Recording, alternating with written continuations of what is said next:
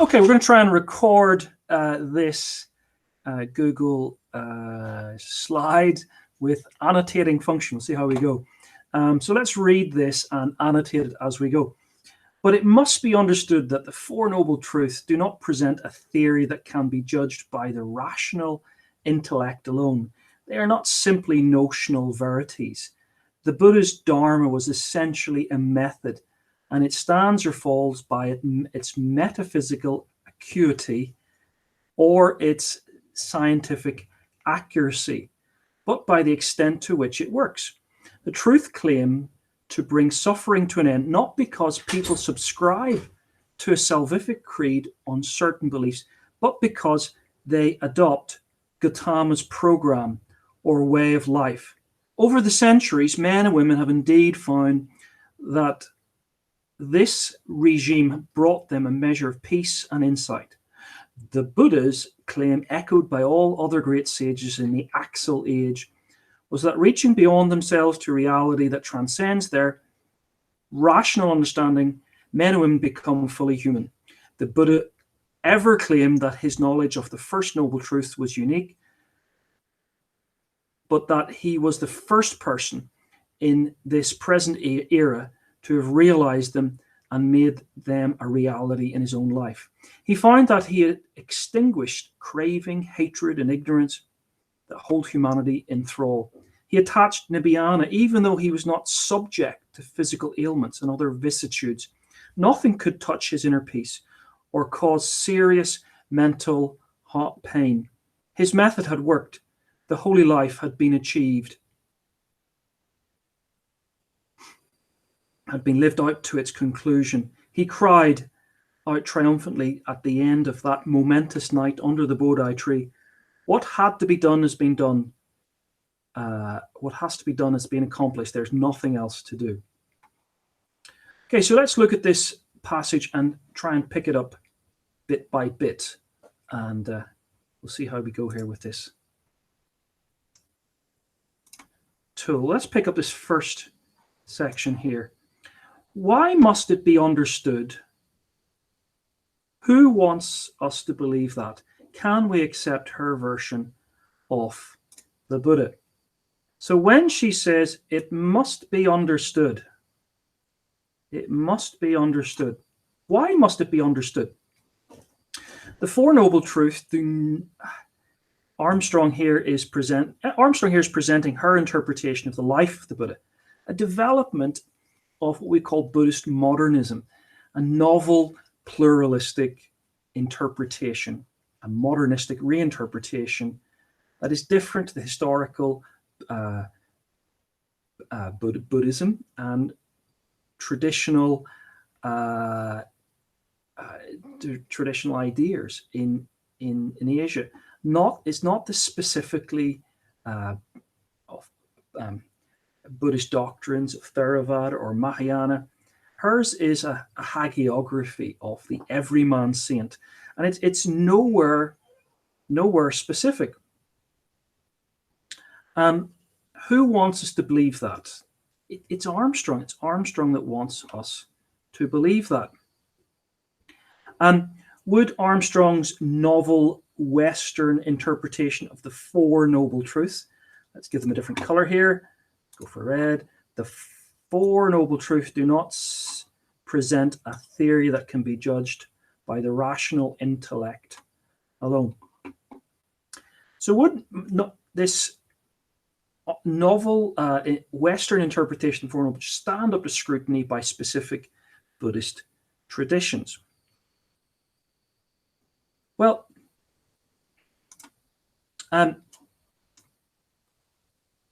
what are the Four Noble Truths? What are the Four Noble Truths that she's going on about here? Well, we have here perhaps a reference to the Buddha's first sermon, and that's all well and good. To the first five members of the Sangha, the disciples. But when she talks about the verities here, not simple notional verities. What are we talking about? Well, we're talking about the truths of the Four Noble Truths. Dukkha, suffering that's incapable of satisfying the pain of life, this dissatisfaction, and it's the innate characteristic of existence we experience in the realm of samsara. Second of the verities, samudaya, the origin, the arising of dukkha, comes together with tanha, craving, desire, achievement. So a third noble truth is the idea of nirodha, cessation, the ending of this dukkha, can be attained by renunciation, letting go of tanha. And magga, then, the path is the Eightfold Path, the 8 stages that lead to the renunciation of tanha through the cessation of dukkha. So she talks about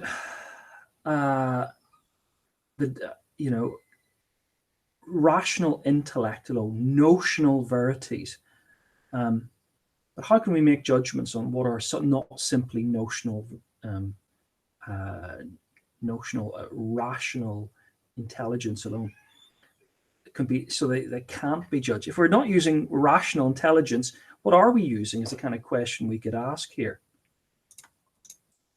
So what does she mean by notional verities? Why does Armstrong avoid a discussion of how the Four Noble Truths function? So this phrase, the notional verities, that we've thought about, perhaps Armstrong is correct and would be correct if she had noted that for Theravada, the Four Noble Truths are not notional verities. In Theravada, they want to say that they're religious experiences. Remember the jhanas, they are open to rational engagement. And yet she's overemphasizing the subjective from her Western pluralist perspective yet again.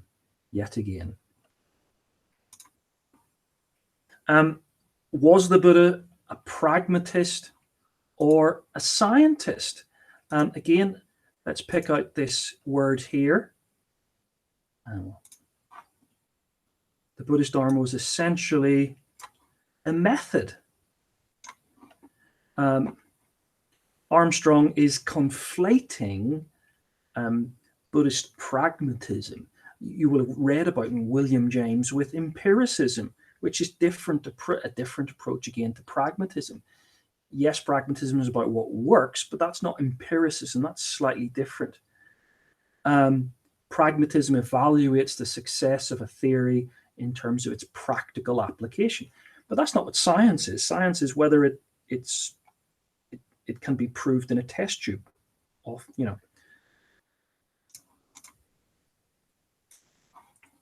So Buddhist epistemology has been compared to empiricism, but is this even right? In the sense that it was based on an experience of the world through the senses. Yet it affirms much that mere materialists deny. Perhaps the phenomenal is a noumenal. This is perhaps a better understanding of Buddhism, that, like Kant, it considers there's this noumenal, this transcendent world. All that can be described in one Buddhist text, all that cannot be described, not the noumenal, maybe the phenomenal, but the noumenal cannot be described. It's beyond, it lies beyond the range of what we can describe. So there does seem to be an emphasis, a Theravada emphasis on pragmatism, not empiricism, pragmatism. And this is very evident in later commentatorial traditions like Buddha Agosha. Renounce your householder life, begin the 4 stages of the Arahat path, and eventually you will be enlightened. We might ask, is Armstrong unwittingly quoting the 5th century Buddha Agosha? Well, let's highlight a little section here. She says, it stands or falls on its metaphysical acuity or on its scientific accuracy, but by the extent by which it works. This does seem to be this Theravada emphasis on pragmatism, common in later commentatorial traditions like Buddha Agosha, to renounce your householder life, and you will find pragmatically that if you begin the 4 stages of the Arahat path, you will eventually be enlightened. We might ask, is Armstrong giving a self-defeating creed that all creeds are bad? Is all religious experience good? How does she know? How does she know? Let's read a little section.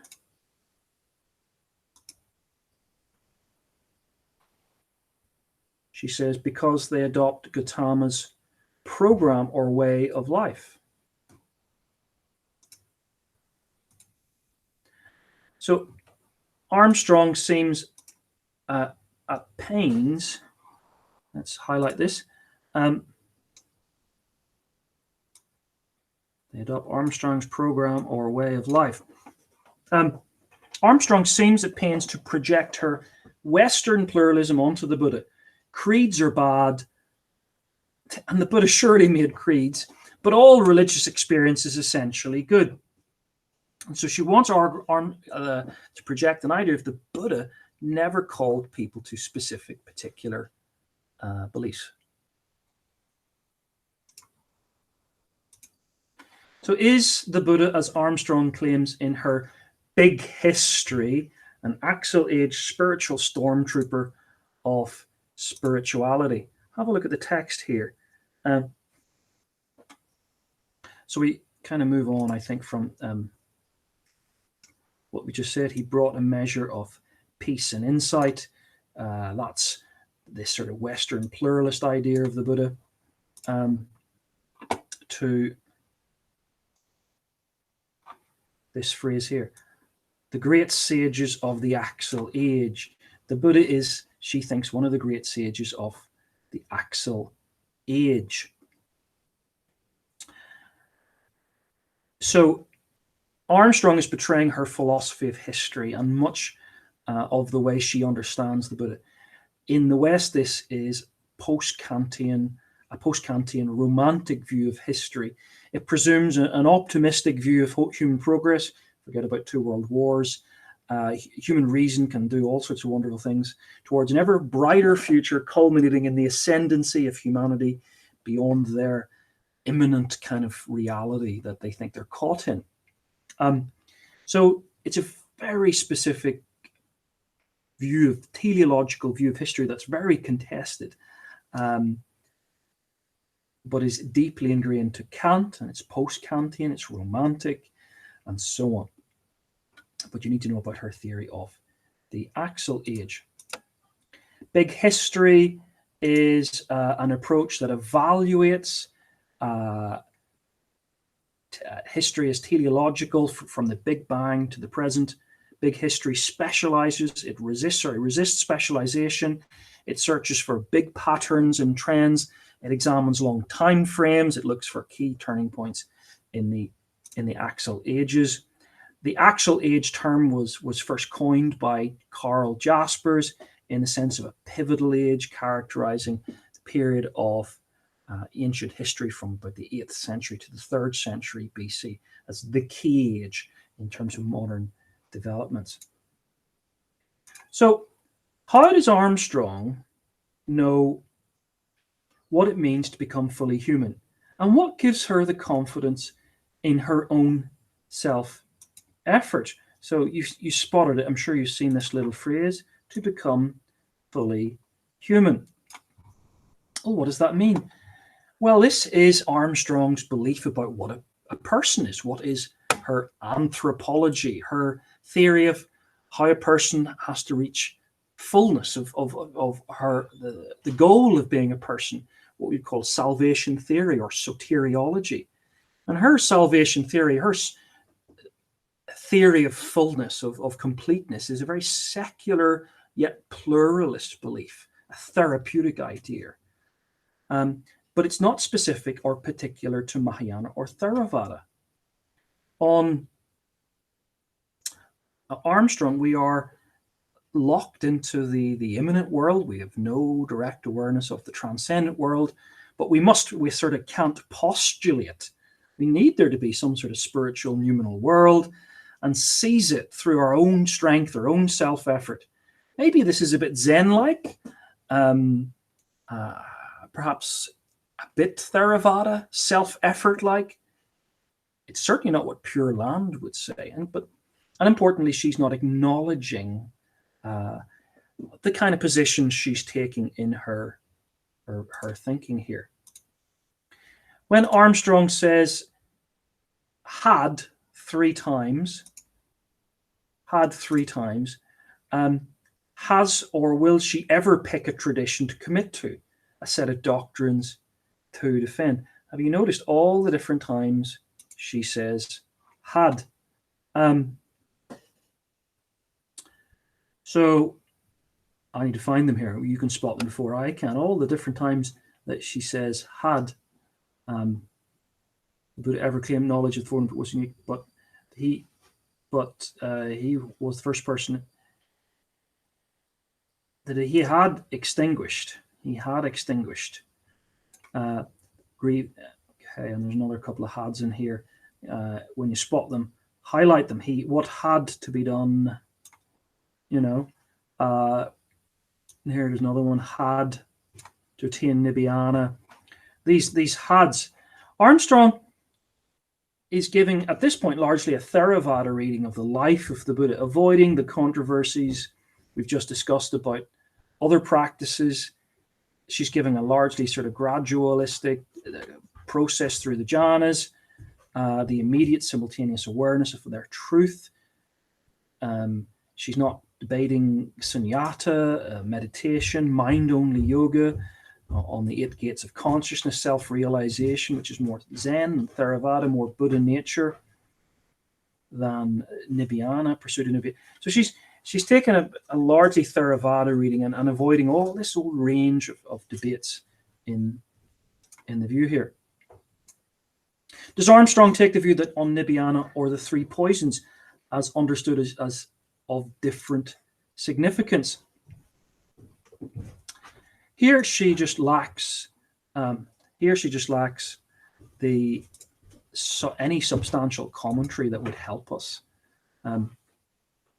So the 3 poisons, he had extinguished greed, hatred, and ignorance. Armstrong doesn't kind of talk about these in Theravada or Mahayana terms, but it's quite Theravada. The 3 poisons appear in the 3rd sermon, not the 1st. And there is some kind of evolution in the Buddhist thought, which wouldn't be a problem for Mahayana, but would be problematic for Theravada. An apologetic difficulty for Theravada that she just ignores and flattens out. So lastly, big history. Nothing else to do. What triumph, what accomplishment. She talks about a triumph and an accomplishment here towards the end. Nothing else to do to touch his inner peace. The holy life had been accomplished out to its conclusion. Triumphantly, the end of this momentous night under the Bodhi tree. What had to be done had been accomplished. There was nothing else to do. Armstrong's triumph that she has in mind here doesn't really seem to be a Buddhist one. Rather, it's the triumph of every man, the everyman saint of big history. In Buddha, a translation of the Madhyamaka Nikaya, the simile of the elephant's footprint, there is this quote: birth is destroyed, the holy life. This is attributed to the Buddha. Birth is destroyed, the holy life is being lived. What had been done? One who is lost, or holding up a lamp to the dark for those eyes with true eyesight to see forms triumphantly. Yes, Buddhists believe this was a great act. But it's not an act of an everyman Buddha. It's not an act, for Theravada at least, of finding inner peace, therapeutic oneness with having, as she talks about, being in touch with your inner peace. No, this is in Theravada achieving the triumph of being I am an awakened one, knowing that when he dies, he will be not just Nibbana, but pari-Nibbana, beyond birth and death. But she doesn't engage in these debates. So that's section 18.